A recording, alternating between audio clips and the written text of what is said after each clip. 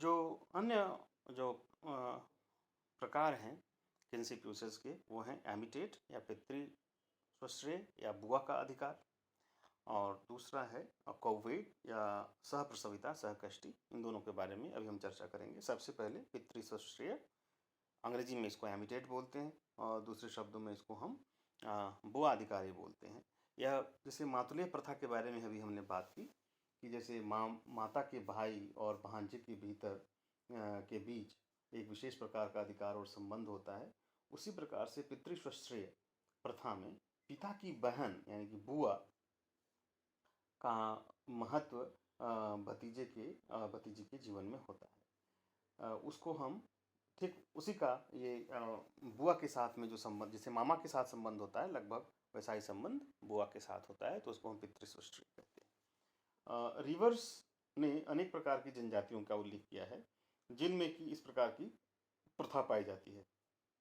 Backs द्वीप के जो लोग हैं उनके बीच में एक यह प्रचलन है कि एक व्यक्ति अपनी बुआ का अपनी माता से कहीं अधिक सम्मान करता है और उस व्यक्ति के विवाह से लेकर के उसके साथी के चुनाव तक का जो अधिकार बुआ के पास होता है, और बुआ की संपत्ति पर इस व्यक्ति को, अपने भतीजे को, पूर्ण अधिकार होता है।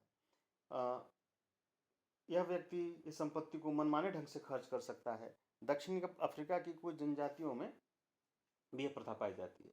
वे लोग भी अपनी बुआ का काफ़ी आदर करते हैं। टोडा जनजाति में बच्चे का नामकरण करने का अधिकार बुआ को प्राप्त है।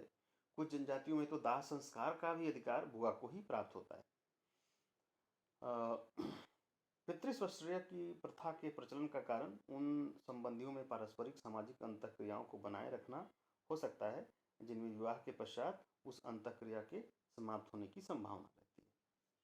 इसी प्रकार से जो दूसरी जो प्रथा है, जो यूसेज है किनशिप का, वह सहप्रसविता है सहकष्टी, जिसको अंग्रेजी में कोवेट कहते हैं, CAUVADE, कोवेट। नातदारी प्रथा के अंतर्गत यह भी एक निराली प्रथा है। जैसा इसके नाम से ही स्पष्ट है, इस प्रथा का संबंध प्रसव काल से है। इस प्रथा के अनुसार पति के लिए भी आवश्यक हो जाता है कि जब कभी भी उसकी पत्नी को बच्चा होने वाला हो तो वह भी उन कष्टों को अनुभव करे तथा कुछ वैसा ही व्यवहार करे और दिन गुजारे जैसा उसकी प्रसवा पत्नी कर रही है। ऐसी स्थिति में पति को भी उसी प्रकार का भोजन करना पड़ता है जैसे प्रसवा करती है। उसे भी उसी कमरे में बंद रखा जाता है जिसमें प्रसवा बच्चा प्रसव होने के बाद कुछ दिनों के लिए रहती है। फलतः इस प्रकार प्रसवा को छूत माना जाता है। उसी प्रकार उसके पति को भी कोई छूता नहीं है। कुछ जनजातियों में तो यहाँ तक नियम है कि बच्चा प्रसव होने के समय जो दर्द प्रसवा को होता है और जिसके कारण वह रोती चिल्लाती है, उसी प्रकार पति को भी उन कष्टों को अनुभव करना तथा चिल्लाना सीखना पड़ता है।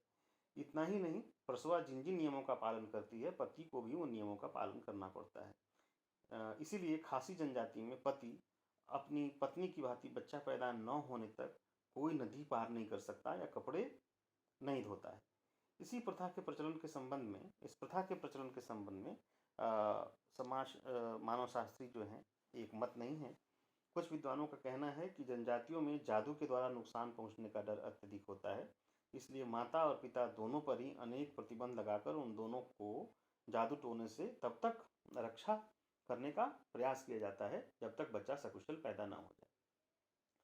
कुछ जनजातियों के अनुसार इस प्रथा द्वारा पति भी संतान के प्रति अपना उत्तरदायित्व प्रदर्शित करता है। यह भी हो सकता है कि पत्नी के प्रति संवेदना प्रदर्शित करने के लिए पति ऐसा करता हो। मालिनोव्स्की का कहना है कि इस प्रथा के पालन द्वारा पति अपनी पत्नी तथा बच्चों के प्रति प्रेम की भावना को व्यक्त करता है, जिसके फलस्वरूप उसका पारस्परिक संबंध और दृढ़ होता है। एस.सी. दुबे ने कहीं लिखा है कि इस प्रथा के मूल में सामाजिक कारण यह दिख पड़ता है कि जो व्यक्ति इतने कष्ट सहता है वह सामाजिक रूप से ज्ञात हो जाता है, इसलिए वह पुरुष उस संतति का पिता बनने का अधिकारी हो जाता है। यह सदैव आवश्यक नहीं है कि यह पिता जैविकीय यानी कि बायोलॉजिकल पिता ही रहा हो। टोडा समाज में इस कथा को धनुष बाण की भेंट देकर पूरा किया जाता है।